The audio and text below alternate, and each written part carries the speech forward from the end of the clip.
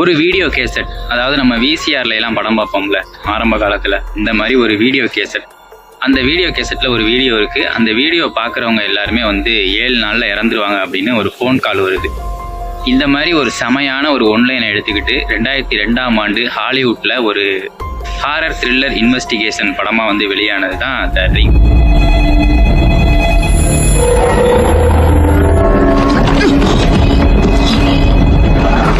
இந்த படத்தோட ஸ்டார்டிங் சீன்ல வந்து ஒரு 2 பெண் தோழிகள் 2 பேர் பேசிக்கிறாங்க.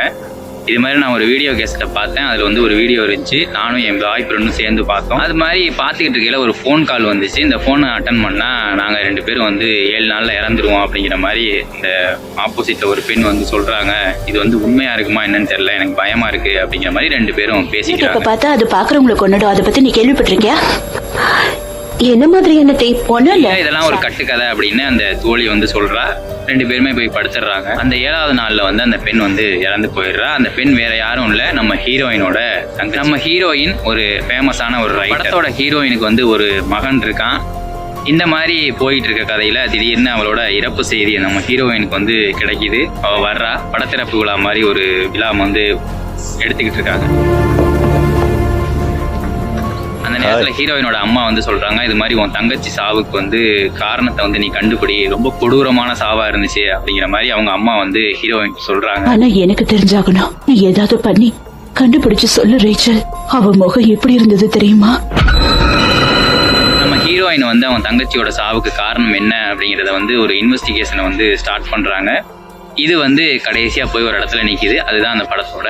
இந்த படத்துல எனக்கு பிடிச்ச விஷயம் என்ன அப்படின்னா, பேயை வந்து ஒரே ஒரு தடவை மட்டும் தான் காட்டுவாங்க.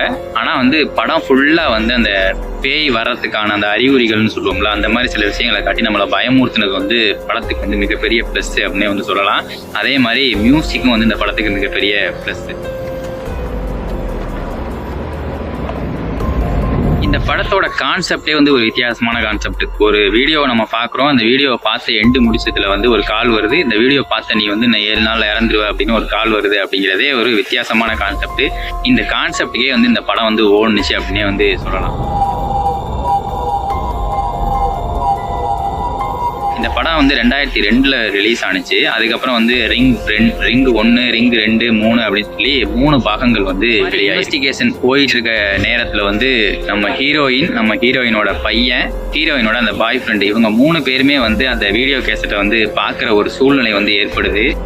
இவங்களுக்கும் அதே மாதிரி ஒரு ஃபோன் கால் வருது. ஃபோனை அட்டன் பண்றாங்க. இதே மாதிரி 7 நாள்ல நீங்க சாக போறீங்க அப்படின்னு சொல்லி அந்த ஃபோன் காலில் வந்து பேசுறாங்க.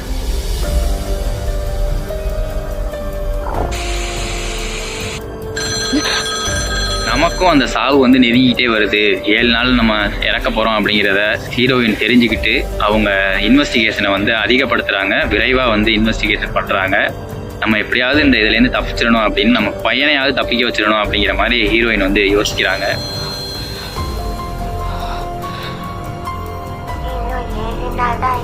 இந்த மாதிரி சூழ்நிலையில வந்து ஹீரோயினோட அந்த பாய் ஃப்ரெண்ட் வந்து பேயின் மூலியமா வந்து இறந்து போயிடுறான். ஹீரோயினோட பையனும் கடைசியா தப்பிச்சாங்களா இல்லையா, எதனால வந்து இந்த மாதிரி ஒரு அந்த வீடியோ கேசட்டுக்கு வந்து இந்த மாதிரி ஒரு அபூர்வ சக்தி வந்து உருவாயிருக்கு, பேய் எதனால இவங்களை வந்து கொல்லுது அப்படிங்கிறத வந்து கிளைமேக்ஸ்ல சொன்ன படம் தான் த ரிங். ஏன் இதை பார்த்தா என்ன ஆகும்? என் உயிருக்கு ஏதாவது ஆபத்தாயிடுமா?